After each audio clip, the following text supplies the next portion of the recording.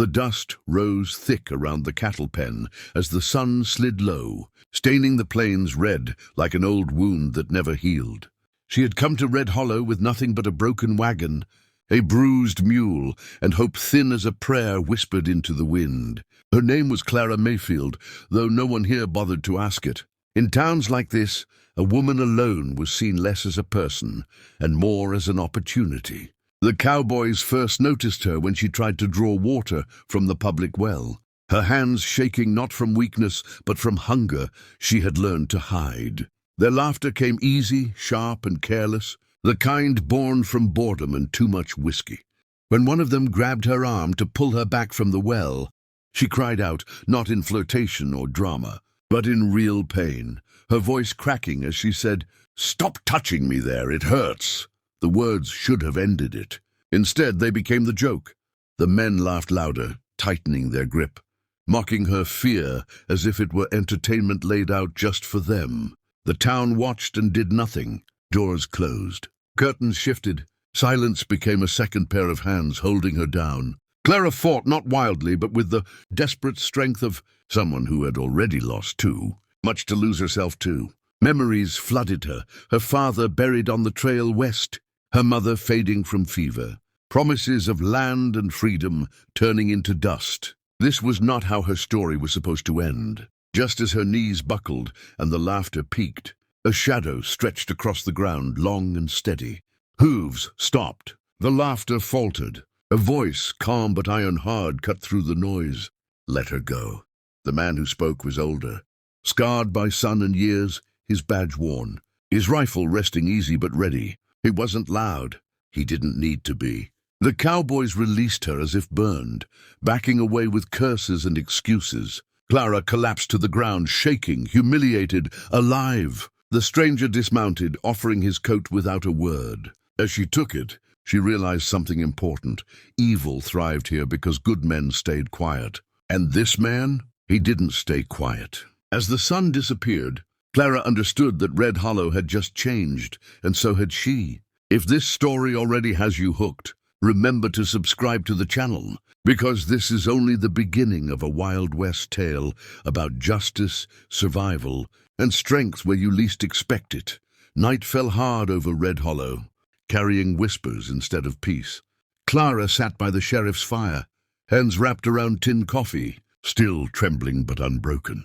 The sheriff, Elias Crow, said little, but his eyes told stories of towns like this one, places that rotted from the inside when cruelty went unchecked. Word spread fast, and by morning the same Cowboys swaggered back, anger replacing humor, their pride wounded worse than any fist could manage. They claimed lies, claimed misunderstanding, claimed the West belonged to men like them.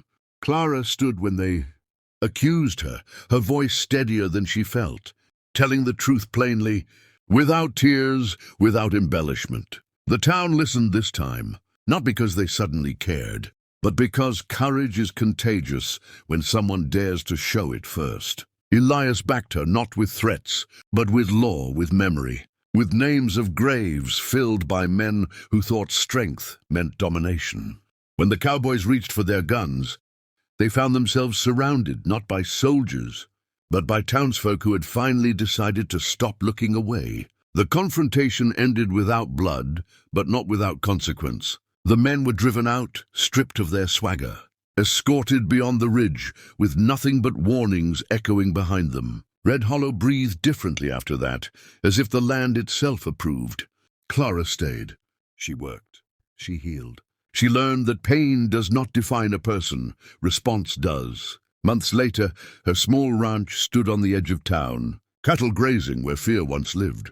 Children waved when she rode past. Elias tipped his hat, saying little as always. Clara sometimes touched the faint bruises that had long since faded, not in sorrow, but in remembrance of the moment she refused to disappear. The Wild West was cruel. Yes, but it was also shaped by those brave enough to stand when standing hurt. And as the wind carried her story across the plains, it carried a lesson too. Silence protects the wrong people. If this story moved you, inspired you, or reminded you that courage still matters, Subscribe to the channel for more powerful Wild West stories where justice rides hard and hope refuses to die. The wind changed before the trouble came back to Red Hollow. Clara felt it first while riding the fence line at dawn, the air carrying that old warning smell of dust and unrest, the kind that crawled up a person's spine without asking permission. Peace in the West was never permanent. It was borrowed time, paid for with vigilance. The cowboys who had been driven out did not disappear into nothing. Men like that never did. They gathered elsewhere, nursed wounded pride, and convinced themselves that humiliation was worse than justice. By the time the sun climbed high, a rider came hard from the south, horse lathered, eyes wide, shouting that a camp had formed beyond Dry Knife Ridge. Names were spoken quietly, then louder, some familiar, some worse. Clara stood still as the town reacted, her heart pounding not with fear but with resolve. She remembered the grip on her arm, the laughter, the way the ground had felt cold beneath her knees. She also remembered standing up afterward, speaking truth when her voice wanted to break. Sheriff Elias Crow called the people together, not with a bell, but with presence. He didn't ask for heroes. He asked for honesty. They want us scared, he said, voice steady. They want us divided.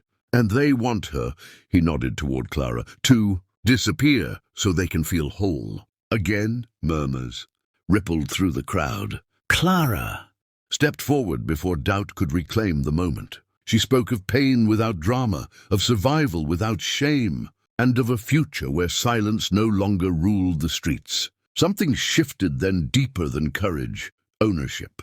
Red Hollow was no longer a place people merely endured. It was becoming a place they chose to defend.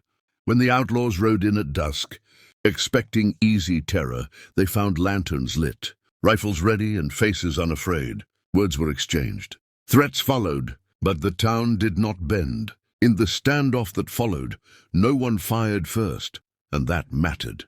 Power slipped away from the men who believed cruelty was strength. They left again, this time not laughing, not shouting, but quiet, carrying the weight of being seen for what they were. As night settled, Clara looked across the town she had once feared and felt something new take root. Not vengeance, not anger, but purpose. Her pain had not ended her story. It had begun it. And Red Hollow would remember that lesson long after hoofprints faded from the trail. If this chapter kept you watching, subscribe to the channel, because the Wild West wasn't just built by guns and dust, but by people brave enough to stand when it hurt. And there are more powerful stories like this still to come.